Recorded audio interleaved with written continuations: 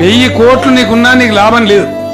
ఆ చెట్లు ఉంటేనే, వన సంపద ఉంటేనే, ఆ బయోడైవర్సిటీ ఉంటేనే మనకు సంపద ఉన్నట్టు.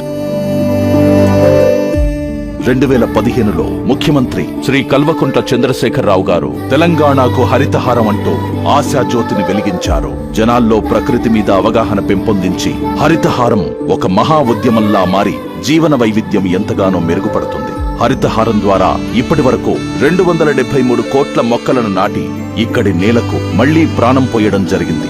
14,864 నర్సరీలు ఏర్పాటు చేసి వైవిధ్యభరితమైన మొక్కలను పెంచడం జరుగుతుంది. విశాలమైన ప్రాంతాలలో 19,472 పల్లె ప్రకృతి వనాలు పెంచారు. 2018 పంచాయతీరాజ్ చట్టం ద్వారా గ్రామాల్లో చెట్ల పెంపకం మరియు సంరక్షణ తప్పనిసరి చేసింది.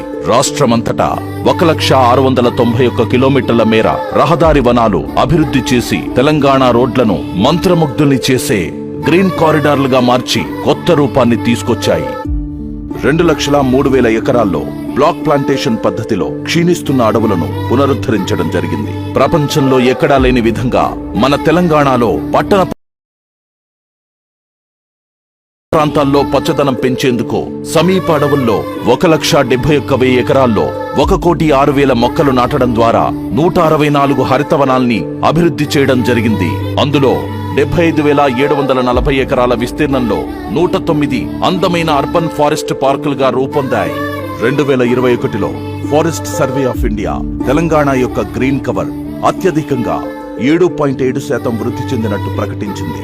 2020-2021లో Hyderabad tree city of the world గా ప్రశంసలు పొందింది. అడవుల పెంపకం, పర్యావరణ పరిరక్షణలో తెలంగాణకు హరితహారం ప్రపంచానికి ఆదర్శప్రాయంగా నిలిచింది.